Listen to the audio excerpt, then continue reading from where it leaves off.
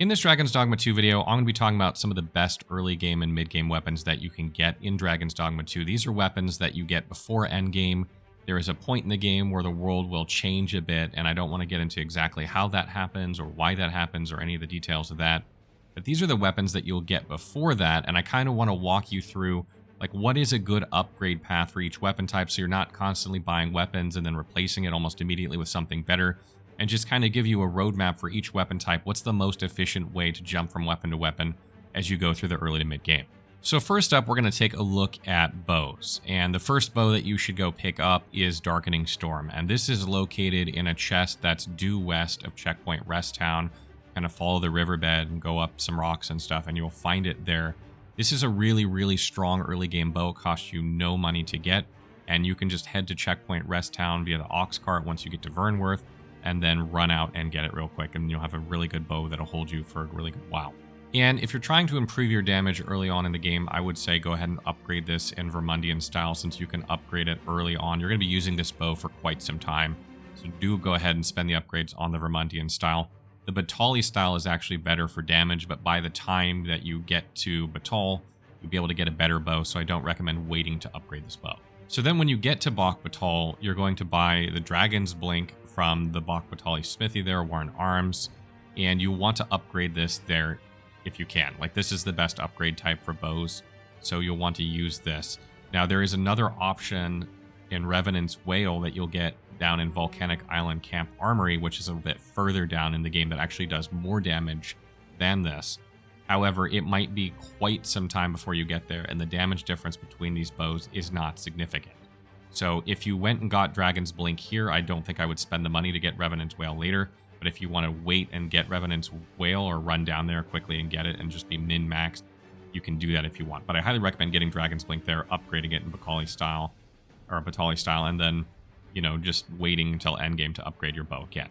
So next we're going to move on to daggers, and the first thing that you're going to want to go get is Bolts of the Blue. And in order to get this, you're going to go to Checkpoint Rest Town, and then you're going to kind of go northeast of it into a place there called Windworn Gully, and you will find these daggers inside a chest there. This will be a huge upgrade over what you have, and you will have to spend no money to get them. So then once you have these, you're going to be using these for a good while, so you can either upgrade them in Vermundian style, which is found in Vernworth, or you can use Elven style on these particular daggers. Vermundian is better for daggers in general, as it tends to increase their physical damage more than Elven. But Elven will increase the magic damage more, and since you are leaning more heavily on that with these weapons, that's probably a better upgrade type for this. But you can use either if you want. So then the next daggers you want to be on the lookout for are in Coral Snake's hideout, which is in the desert side of Checkpoint Rest Town. It's between Checkpoint Rest Town and Bok Batal, so you can get these on your way to Bok Batal as you make your way down. And these are really, really good, and these should hold you up just fine until end game. You don't need to change daggers after this point. And I recommend just fully upgrading these, either using the Elven or Vermundian style. Elven is probably better of the two. Okay, up next we're going to talk about staffs and sort of like what order you should go in for staffs.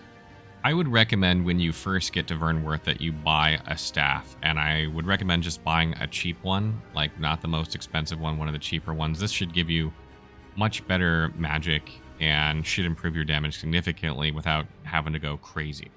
I wouldn't spend a lot of time upgrading that, though, because you want to head to Sacred Arbor as soon as you can, and you've got some money scrounged up, and you want to buy Cardinal Blaze or Tint Reach there. Those are both really good staffs. One's a fire staff, like it will set things on fire if you auto attack, and one has lightning, which can stun things if it auto attacks. So you don't tend to do a lot of auto attacks, so those aren't super useful. But the magic on these two staffs is really pretty good, and I would fully upgrade either one of those, whichever one you decide on, with the Elven style, since staffs upgrade very well with the Elven style. And then the next thing you want to be on the lookout for is when you get all the way down to Volcanic Island Armory at the bottom of the map, you can buy Volant White there. It's quite expensive, but considering that you'll basically have only bought one staff the whole way, except for the cheap one in Vernworth, you should have plenty of gold for that. And I would definitely, either upgrade that, take that into endgame with you, or you could hold out for Legion's Might if you want, but this takes, I think it's 180 Seekers tokens to get, and that is a lot of time to get, in my opinion, so you're probably better off with Volant White, and that will probably be what takes you in endgame. So next we're going to move to fighter. We're going to take a look at maces and swords before getting into shields. These are what the fighters use. And there really aren't too many good maces early on that I've found. So you're probably going to be using a sword early on. You can swap to a mace later. There's some decent maces later on in the game. But early on, you're going to be using a sword. I would suggest getting the Silver Rapier in Vernworth. This is in the Pawn Guild Tower. You can find it in the chest. You don't have to spend any money on it. Go grab that real quick for an immediate upgrade once you're there. And I would highly recommend just upgrading that in the Vermundian style because it's going to be a while before you buy another weapon. And you might as well just take advantage of it. The Batali style is actually better for damage than Vermundian, but because it's going to be so long before you get there, you might as well just max it out or upgrade it as much as you can on your way down to Bakhbatal.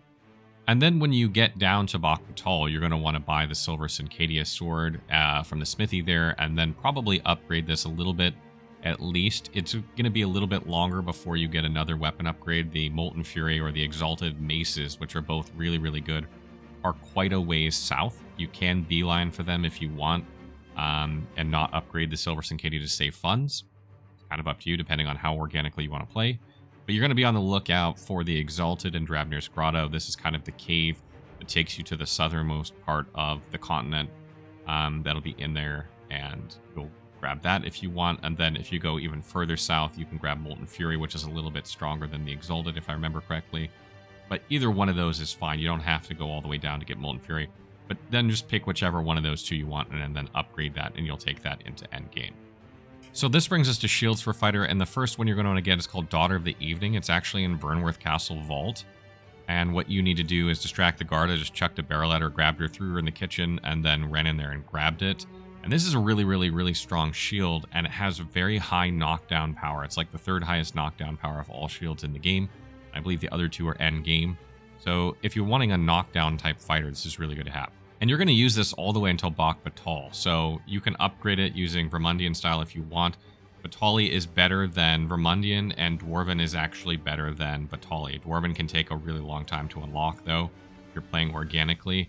So if you don't have Dwarven unlocked, I would just recommend upgrading it with Batali. And if you're not in Bakhbatal, or going to be a while before you get there because you just got this right away, just upgrade it with Vermundian at the beginning of the game because you are going to swap this out later. And one really cool thing about this shield is it can reflect Medusa's like petrifying gaze back at her, and you can basically turn her to stone if you have this shield when you fight her, which is pretty cool. So then the next upgrade for your shield can go kind of one of two ways. You can either go get the Continental Shield in Bakhbatal from the smithy there, and that's an upgrade for you, or you can wait a bit and get the Dragon's Faith shield, which is in Dragon's Breath Tower, which is not too far from where Medusa is, actually. So you could theoretically take Daughter of the Evening in there, do that whole encounter, and then pick up Dragon's Faith, which would be the best shield you can have going in endgame. Highly recommend that you upgrade that using Dwarven if possible. Okay, so that brings us to Archistaves, and there really aren't any good ones to find early on in the game. So unfortunately, if you're playing a sorcerer, you're going to have to spend some money to get a good staff early on, and really not even early on, basically at all. So what I would recommend doing is you can pick up like a cheap staff like Meniscus and Vernworth, which is a bit of an upgrade over what you'll have. And then you can either do two things. You can save up for Plucked Heart or Talarian White. Plucked Heart is found in Checkpoint Rest Town at the smithy there, or Talarian White is found in Sacred Arbor. And this is kind of like the mid-tier staff, like 25, 27,000 in that range of gold. And then what you would do then is use that one for a while until you saved up enough gold to get Lion Lord's Archstaff from the Sacred Arbor Smithy as well. That one costs like 60,000 or something like that. It's super expensive. So if you don't, want to use like a cheap staff like Meniscus for a while and then save up for Lion Lord's Archstaff to be able to afford it, then I would suggest getting one of those cheaper staffs in the meantime. But if you don't want to do that and you want to go straight to Lion Lord's Archstaff and you'll just tough it out, you can also do that as an option. And that Lion Lord's Archstaff is going to be the best staff that you get until endgame. So that's what you're going for. However you get there is kind of up to you, but you will have to buy staffs along the way. And it's just how much do you want to spend until you buy that one, really. And Elven upgrades are the best for Archstaves, so you definitely want to use Elven no matter what you're doing. If you are, using Meniscus early on, I recommend just upgrading, either with Elven upgrades or Vernworth upgrades, the Vermundian style, just to get it upgraded while you tough it out for Lion Lord's Archstaff. But if you're just going to use Meniscus for a very short period before buying Plucked Heart and Talarian White, then I don't recommend really worrying about upgrades. And once you get one of those other two, then you can upgrade them with elven upgrades. And that brings us to warriors who use great swords and hammers. And frankly, there just really aren't that many good hammers early on in the game, so you're most likely going to be using a great sword if you're playing a fighter. And I just recommend either doing one of two things. Either saving up your money and going to buy the Flamberge at the checkpoint rest town from the smithy there, which is a decent weapon. It's like 25,000 gold roughly, right around that amount. It's not too expensive, and that can get you a decent weapon a little bit after you start the game as a warrior. Now, the other option, if you want to save yourself some gold, is that you can go up to Ancient Battleground and kind of go up the hill where the castle is and just kind of side skirt the dragon and just avoid that fight. Defeat the Cyclops there, and you can loot the chest and get the Black Matter Hammer, which has similar strength as the Flamberge, and it's not that far from Checkpoint Rest Town. So you can get there pretty quickly and you can save yourself a bunch of gold. So either one of those is fine, depending, if you have a preference of weapon type, you have two options there that are pretty quick. Now, after you get that, which should be very early in the game, I recommend just upgrading with the Vermundian style to get extra damage, because you won't have access at this point probably to Batali or Dwarven. And upgrading it is just, you're going to be using it for quite a while. So you might as well just upgrade it and get any extra damage out of it, because you're going to be replacing it later anyway. So then as you make your way down to Bak Batal, along the way down there, you're going to run into a place called Dark Beast Den, or you can find it on the wiki, or if you do some exploring, you can find it. And you will be able to find a really good hammer in there called Cyclopean Thunder that has like lightning element on it. It can stun enemies. It's really, really good. And you're going to use that for a while. Recommend upgrading that with either Batali for attack power or Dwarven if you have it unlocked for knockdown. You might not have Dwarven unlocked yet, so you could upgrade with Batali if you want. Dwarven is definitely the best upgrade for hammers and greatswords. So, because it gives like just tons of knockdown and almost the same damage as Batali anyway. So if you want to hold out for Dwarven on the Cyclopean Thunder, you can. Otherwise, you're going to make your way down to Mountain Base Cave eventually, which is kind of like on the volcanic island area. And you'll find Cinder Spine in that area, the Mountain Base Cave there. And then that's a bit better than Cyclopean Thunder in terms of damage. And then you can upgrade that with Dwarven. You should have that unlocked by that point. And that's kind of the progress if you're playing a warrior. So next we'll take a look at Mystic Spearhand weapons. This is an interesting one because you can get the Dead Ringer Duospear if you defeat the Lesser Dragon during the Melv attack, shooting it with a ballista. And this is really like the best Duospear you can get at the beginning part of the game before you hit endgame. So this is really what you want anyway, and there are several ways to get it, but that's the fastest way. If you want the best one, do that. Now, if for some reason you missed it, we'll talk about how to get it in a second, but if you missed it, you're going to need something else in the meantime because it'll be a while before you get it. I recommend getting the Infernal Edge. This is located in Ancient Battlefield. There's an NPC there named Oscar. All this info's on the wiki.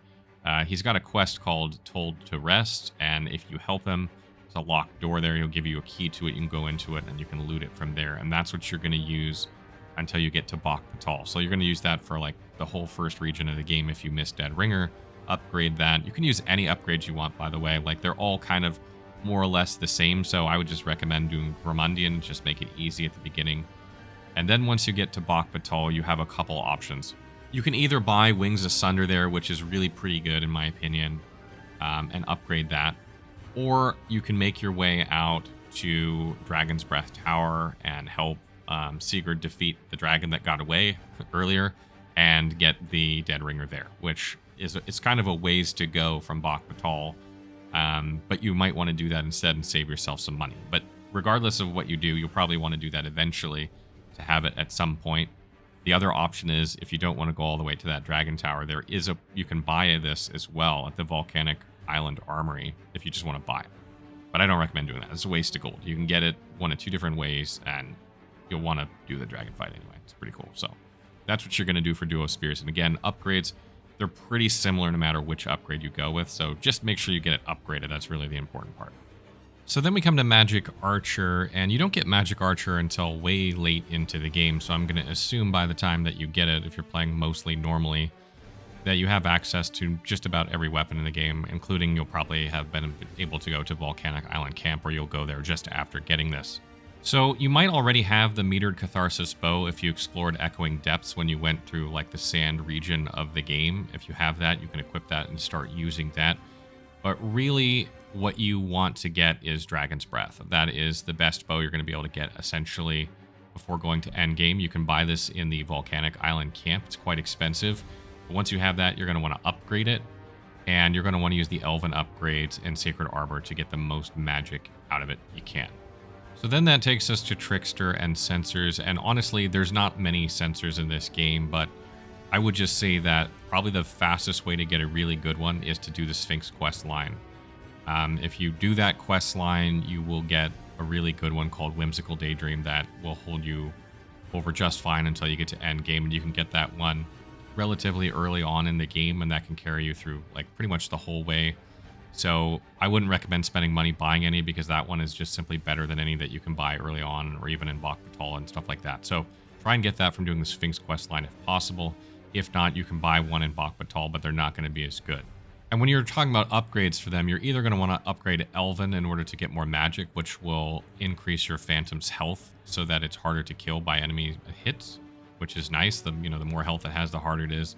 That makes it easier to tank. Or you can go with Batali style to increase the threat generation you have. I don't generally find I have threat generation problems, so I think Elven is a better way to go. And obviously, Warfare can use any of the weapons that we mentioned. So if you're playing Warfare, pick the best ones from the classes that I mentioned here.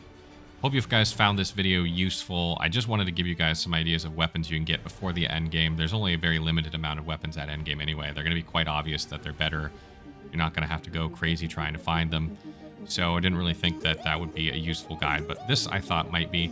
Let me know in the comments below if you found it useful or if there's other weapons I forgot. Would you like me to do something similar for rings and armor as well? Let me know.